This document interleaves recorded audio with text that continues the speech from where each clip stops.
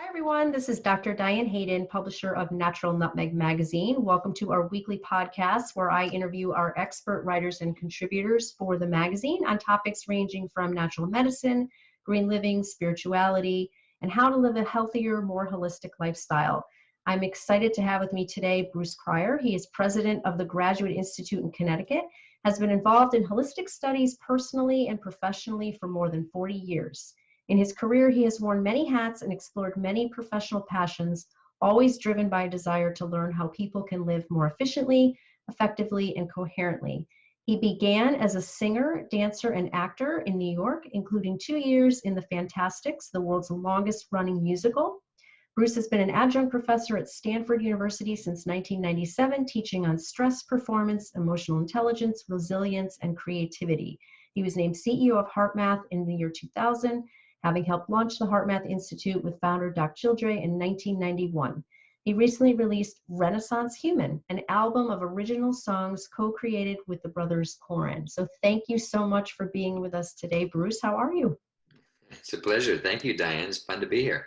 Well, we could talk about a lot of stuff with your background, that's for sure.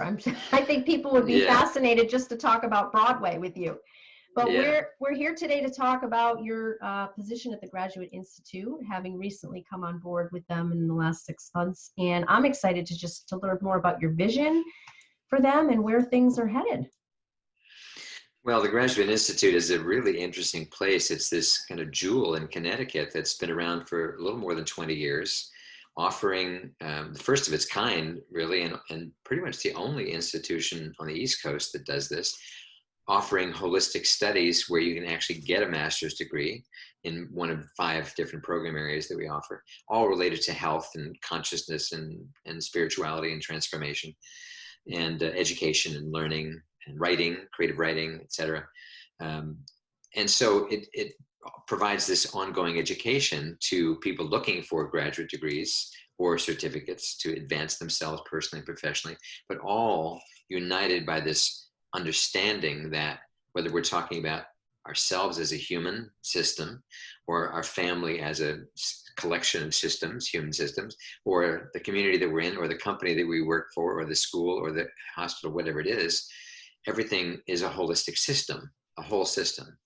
And so we look at, in the way we educate, we say that for a human to be fully educated, you've got to appeal and activate each part of ourselves, not just the mental side that traditional education would do. That's fantastic. Thank God we have really highly skilled mental education to create doctors and engineers and lawyers and jobs that require that kind of thing. But to live does not require just that level of looking at life. We need to feel, we need to be able to experience, we need to trust our intuition. We need to recognize that in our family, I can be hiding a health problem and you think the family's not going to pick up on it. Mm-hmm. If you try to keep telling yourself, oh, I don't need to worry about that. Well, good luck with that. That may just not work. And I'm a cancer survivor, as you know. And as I've often told this story that when the word cancer was uttered by my doctor definitively, like you have a tumor and we already know it's cancer. Do you think that was only a physical response that happened in me? Oh, absolutely. Of course not. Of course not. So we are integrated. We're all these things.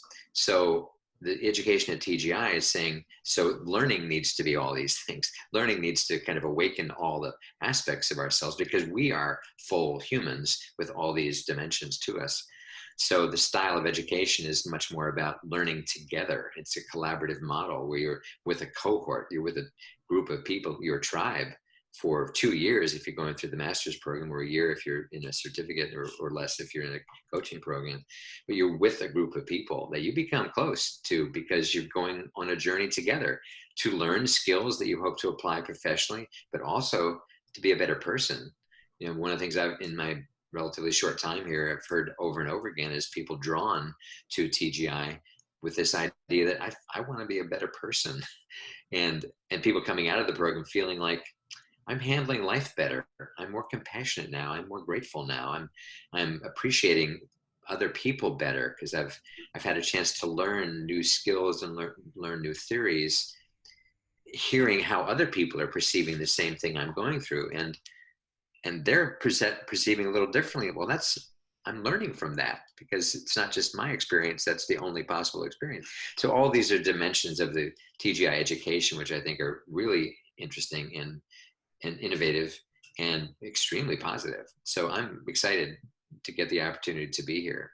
Yeah, yeah, I think it's amazing. I mean, many of our readers, I'm sure, are familiar with the Graduate Institute. They've read articles from different practitioners who've gone through the programs and have seen, the marketing and things like that that you guys have done.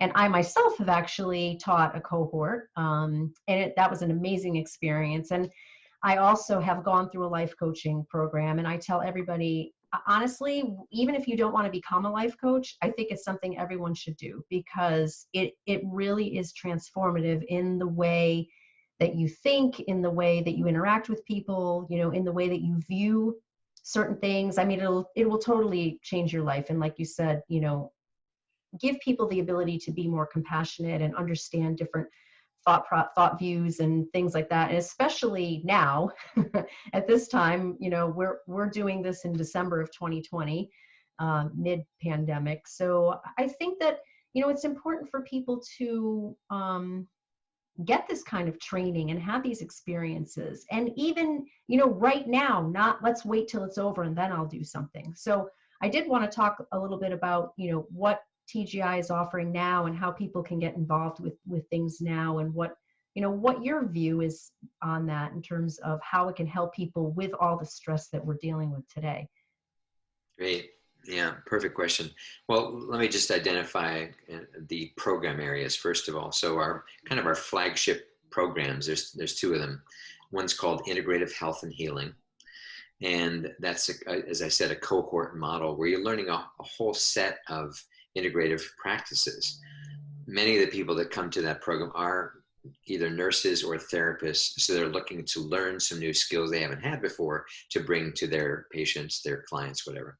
Others are teachers who are just inspired by the idea that, oh, you mean there's a whole nother way of looking at health and healing than how I was trained in school? Yeah, there is. And a lot of it has enormous validity and evidence now, contrasted with 40 years ago when I was first getting into this field where mind-body medicine, as it was referred to in those days, was still fairly new, and there wasn't a lot of evidence. Now it's dramatically changed, so it's becoming a much more robust and credible field. So integrative health and healing is a major program of ours that introduces you to a range of modalities for your own healing around specific areas, let alone just overall health and well-being in general. Then there's a second one that has also traditionally been very popular called learning and thinking. And traditionally, that's also been a lot of teachers that have gone through that because you're in the business of learning and thinking. And so to realize, you mean there's a whole nother way of learning and thinking, or other ways that involve not just linear analytical processes of thinking, but involve more creative, more intuitive, more spontaneous. Okay, bring it on. That sounds fun. And again, in all these programs, these are academically rigorous because we are accredited through the state of Connecticut to grant degrees of master's degrees and certificate programs. So it's not just like taking a retreat and you're gone. It's like you're learning, you're in a process, there's studying, there's doing a culminating project.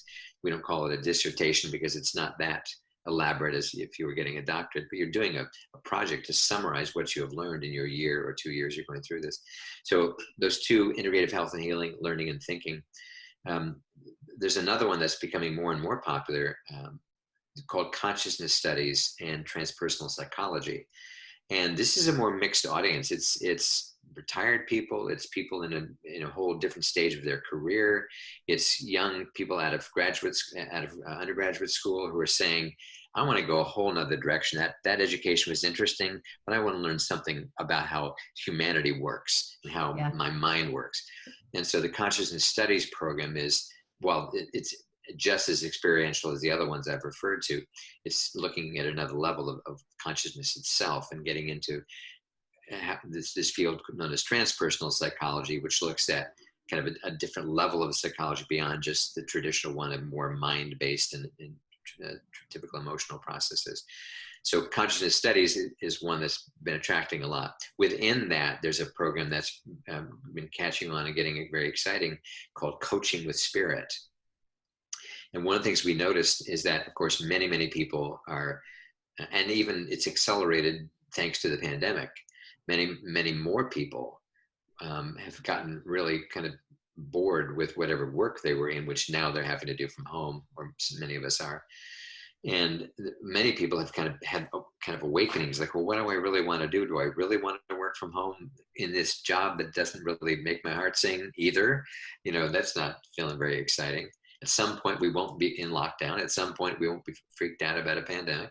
What do I want to do then? Well, a lot of people are saying, I think I want to be a coach. I think I want to help others. And so this Coaching with Spirit program teaches you how to become a coach, but also does it from a more spiritual perspective. Because I think what's I've noticed in the 30 years or so that coaching has become a more and more big profession is at some point you kind of have to address the spiritual dimension, because we are spiritual beings, even if we're not religious or don't think of any spiritual practice. There is that dimension, that undefinable dimension to ourselves, that if that's missing from a coaching process, you're often missing the most important part. Right. If you're not in sync with your spirit, if you're not aligned with what makes your heart sing, to use that phrase, something's going to be missing. So this Coaching with Spirit program, which happens to be certified by the ICF, the International Coaches Federation, is a very attractive program for people wanting that kind of a certification. It's not a master's program, it's shorter than that. And then the other two, one's called Creative Writing and Storytelling, which, as the name implies, it's for people who want to develop their skills in writing and storytelling. And it's a lovely program from what I've been seeing and the people that I've met who are part of it. And as an offshoot of that, TGI actually has what's called the TGI Publishing Center, which allows people that are either doing their final project and they would like to turn it into a book, or have a book and want to turn it into a book, a proper published book. We facilitate a way to do that. And we don't even talk about it that much. I'm just kind of learning more and more about what that does, but especially for people interested in that program, creative writing, we have a way to facilitate at very low cost. We don't actually make anything on it, a way to get your book actually self-published. And then the final program, which will not be offered again until fall of 2021, is in organizational leadership. And in my experience of 40 years now in various organizations, for-profit, nonprofit, every system, every company I've ever been part of, I thought of as a holistic system. Maybe not a healthy one, but right. It was a whole system nonetheless, a system that consisted of all the different levels of the organization, the people at the center, the people at the highest level versus including all the people that are more peripheral, including customers, clients, board members, the public, whatever, all part of a system that you want to be as coherent as possible and as organized and as balanced and as in sync as possible. So the organizational leadership is the fifth area that we offer as well. So now what's been interesting is, of course, since March, we've had to go online like everyone else. And I think there was a certain, especially in our faculty, many of whom were not that familiar with doing online teaching, a certain level of, wow, we're all about weekend experiences where you're live with each other and you're liable to hug. Right. How do we do this? How do we do this online? Wow, this feels really uncomfortable.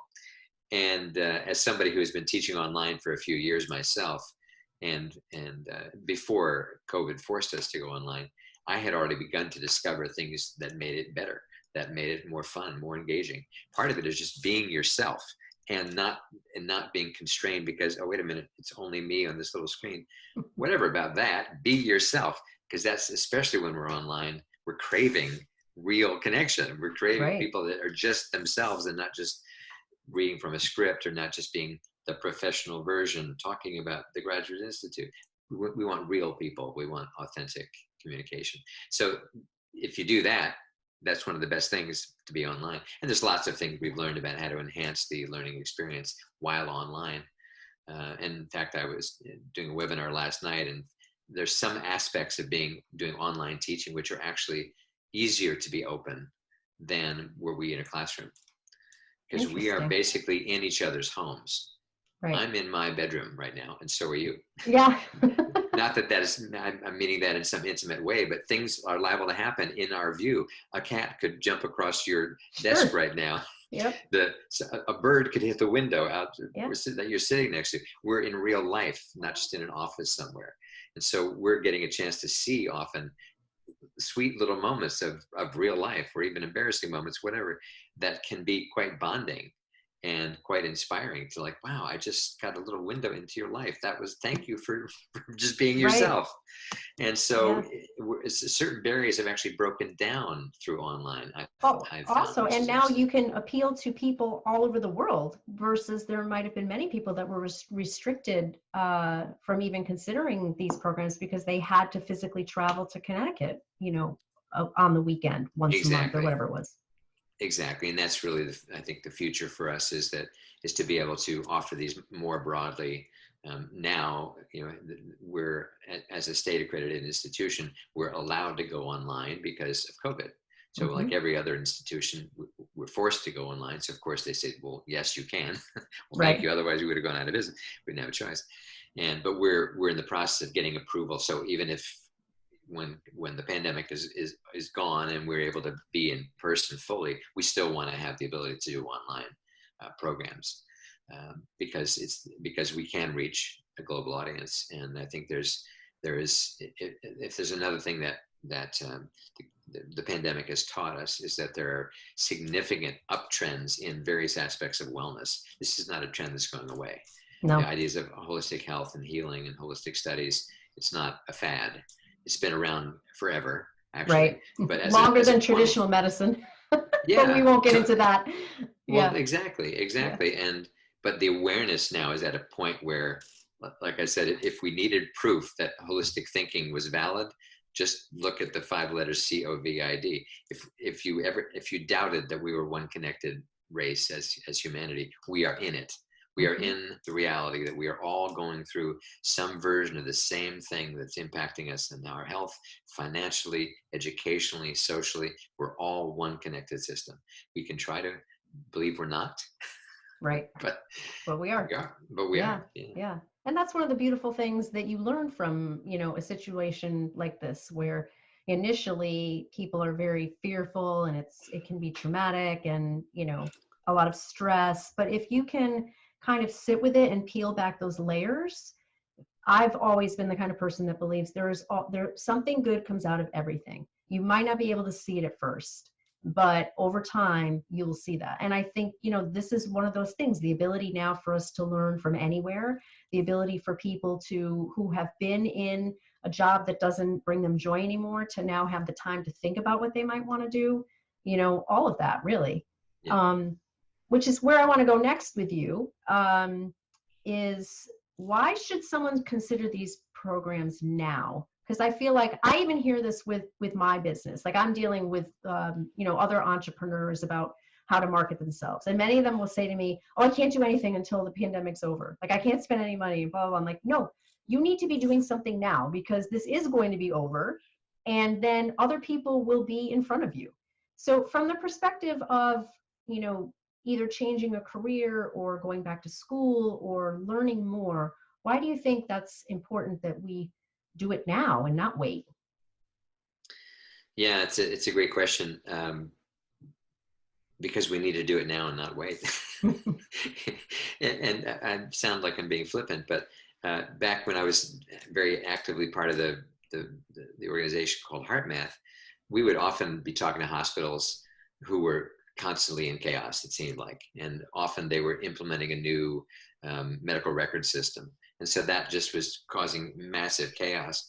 And they'd look at our program, which was all about reduction of stress and improving communication and resilience. And they'd say, wow, we just can't get to this until we get through the installation of this new system.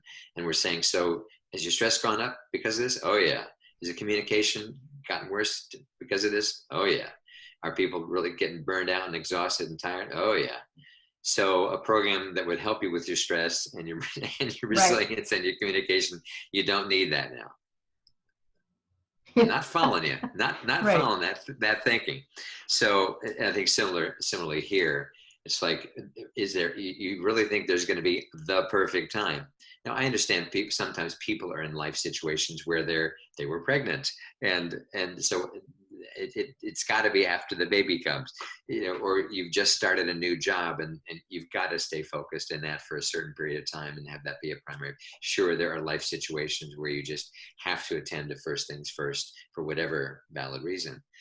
But a lot of times we can just kind of use excuses too that aren't really a big priority. It's just like, well, you're just basically lazy and procrastinating when you know better, right? Yep. So I think part of what's been interesting, because for example, I teach at Stanford and have done for quite a while, and I'm now for the last 13 or 14 years, it's within the employee wellness program. Since the lockdown, participation in the employee wellness program has gone between 2 and 3 times more than before. Wow. And Stanford is one of the most sophisticated wellness programs in the world. They've been doing employee wellness and tracking effectiveness for over 35 years. So, and it's the Bay Area. So this is a population of people very tuned into health, being outside, having a balance in their life, and working for one of the world's top institutions. And it just went crazy up. And not because this was all fitness classes either. It was meditation classes. It was creativity courses like I teach. It was stress management courses like I teach there. So the interest is peaked. People saying, I can wait and just do it once the pandemic ends. But why would I wait? Because now is when I want to feel better. Now is when I want my family to have some new skills and tools. So that's what I would say is so relevant now, is that we can wait, and there's lots of reasons to wait, and some of them are valid.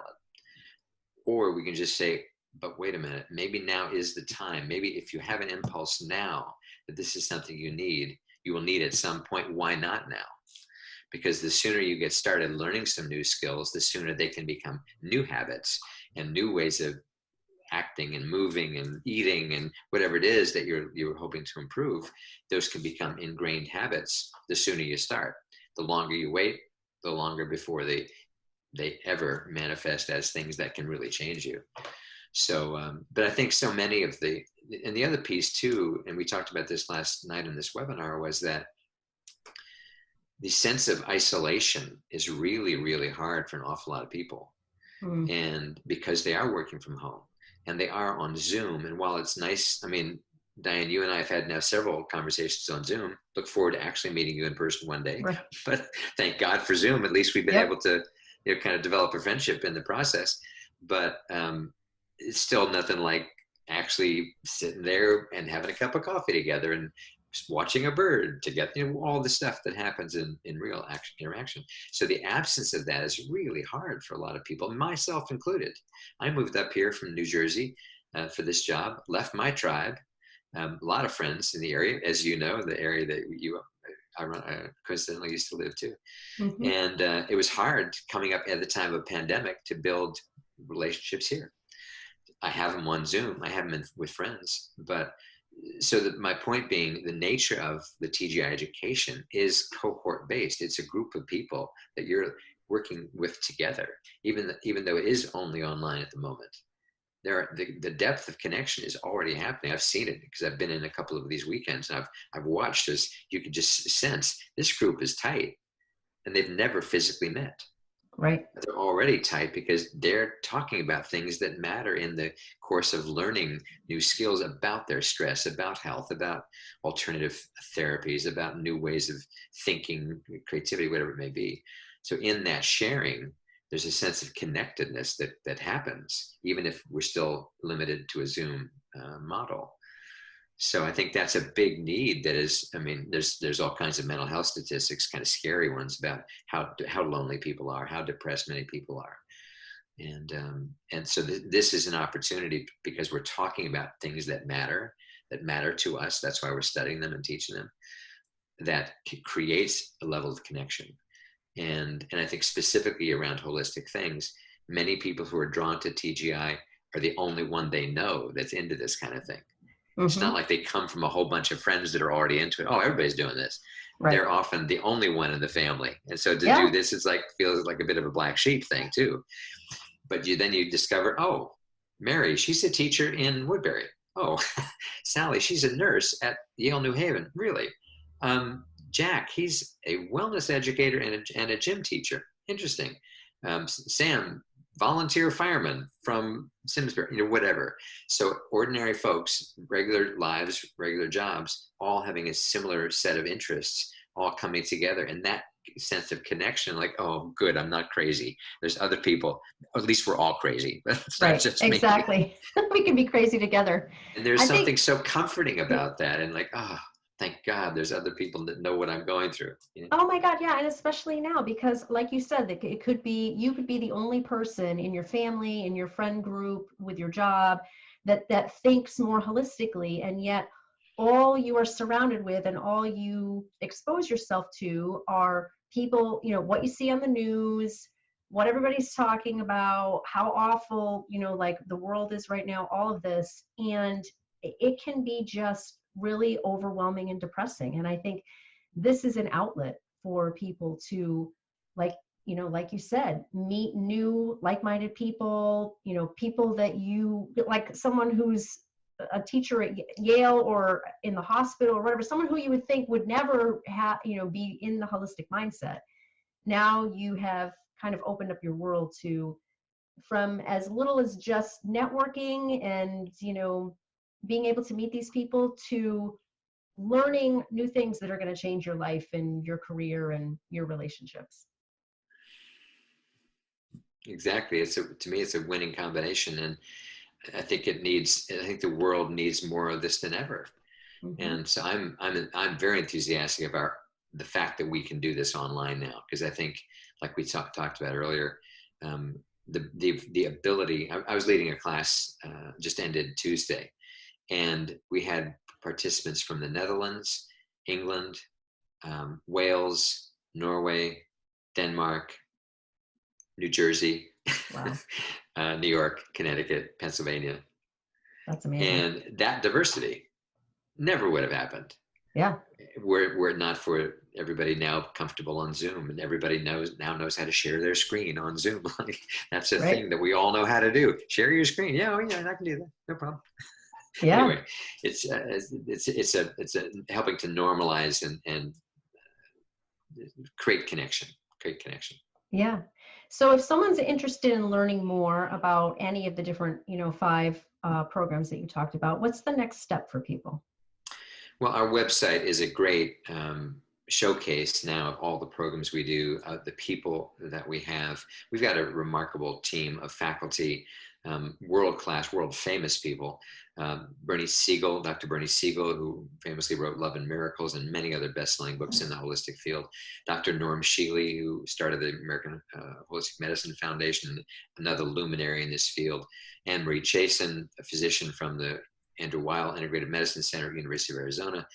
Artemis Morris, who's a naturopathic physician here in Connecticut, and many others. And the caliber of people that are part of us is what comes out in the website, as well as all the information that you would need. And we've also been blessed with a lot of people wanting to be videoed about their experience with TGI, from students to faculty to Dr. Bruce Lipton, who just recently gave us this lovely little video that we have on our homepage now. Bruce Lipton is author of Biology of Belief and a number of other very popular books these days. The author Carolyn Mace gave us a fantastic video. So you'll learn about kind of the people that believe in us and support us and endorse us, as well as those who are the ones actually providing the educational experiences. And the whole process is on there, from how you apply, what's involved. So our website is a very easy to remember URL. It's learn.edu. I always thought that was brilliant. Edu. Yeah. I was like, how did they get that? Oh my gosh. How did they get that? Amazing, right? And I wonder what it's worth. Yeah. But anyway, learn.edu, the new site gives you kind of pretty much all you need to know. And it's easy there from the site. If you want to ask more questions, talk to somebody in person on a Zoom call, we can set that up for you too. So you go to the homepage of learn.edu and you'll get a whole smorgasbord of opportunities and see what we're all about. Awesome. And just so people are aware of upcoming dates and things like that, are you doing rolling admissions right now, or is there a deadline for, say, the 2021, or how does that work? We will be, we're still enrolling people in the fall cohort. Here we are, December 2020, and as late as even into early January. But there will be a spring enrollment starting after the first of the year. And the full range of programs, except organizational leadership, will be offered. And right now we're anticipating that the cohorts will begin mid-April. Okay. And so in the couple of months, I mean, we'll be accepting applications whenever, but we'll specifically begin kind of enrolling after the first of the year. Okay. So but people April, still can enroll now for fall and yes. jump right in, you know, yes. this month or next month. Okay. That's great. That's okay. great. Yeah, excellent. Awesome. This has been a pleasure. It's so fun to talk to you, and let's meet in person somewhere at some point. Yeah, absolutely. Absolutely. So thank you for being with us today. And like you said, you can go to learn.edu to learn more. And this podcast is emailed out to all of our readers and subscribers, and it lives on our website, naturalnutmeg.com. And we definitely need to do this again, Bruce. Thank you again for your time. My pleasure. I'd love to do it again. Awesome. Appreciate it a lot. Have a great day, everybody.